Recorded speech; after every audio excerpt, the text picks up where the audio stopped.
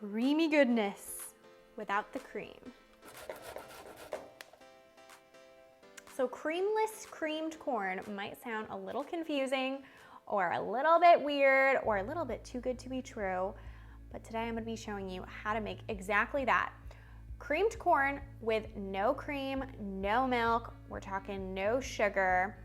A lot of recipes call for those things, but today I'm gonna be showing you how to make creamed corn the way that I love it. The essence of corn. All you need is some really good corn on the cob, a little bit of olive oil, salt, and pepper. And it's all about how you're going to mix those ingredients together that make such an amazing velvety creamed corn. So let's get started. It starts off very simply, as I said, with some delicious corn. This ear is calling to me. I got this corn at the farm stand today. It's so fresh and so delicious. I don't even need to cook it, to be honest. So what you're gonna do is you're going to take a grater. This is just a cheese grater, and you're going to grate 4 ears of corn, just like this on the coarse grate. And what this is gonna do is you're gonna notice this kind of like pulpy white film all over your grater. And this is actually the natural liquid that's part of your corn, and it's like a cream. So it's going to really make the base for our creamed corn. So I'm gonna go ahead, grate my 4 ears of corn until there's no corn left on the cob.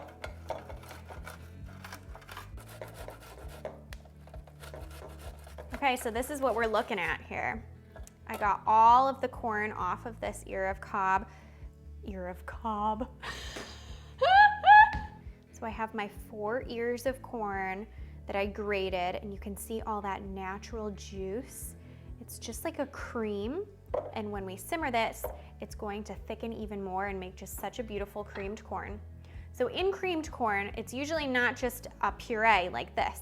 You want some actual big kernels of corn too. So you're going to take a knife and you're going to cut the kernels off of 2 ears of corn. I usually like to keep the smaller side down because the little pieces of corn fall off more easily, I think at least.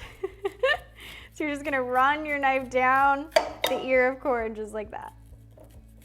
Okay, so we have our corn and our pureed corn in our bowl. We're gonna transfer it over to a pot, and we're going to get this thing simmering.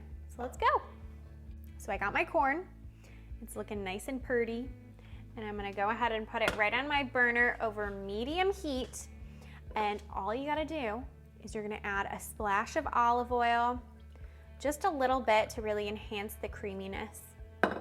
And then you wanna add a generous amount of salt to this. Salt is needed on corn. And then a generous amount of black pepper, just like that.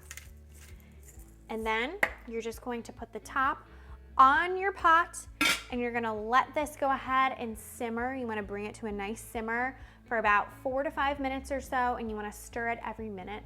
And you're gonna see that it's gonna thicken and really get nice and rich and creamy.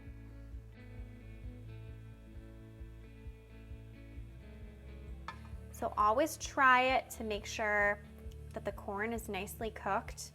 And if it isn't, you can always add another 2 or 3 minutes onto the cooking time. Creamy goodness. Look at how creamy. Oh, yes. You don't even miss the cream in this, I swear. Add a little basil to the top. Basil and corn is the perfect combo. Take a little spoon and dive in.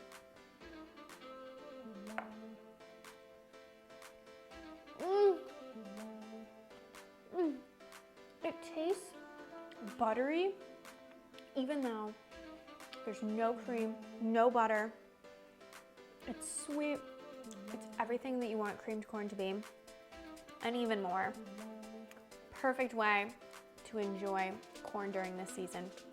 Check it out on tastefullygrace.com. You won't regret it.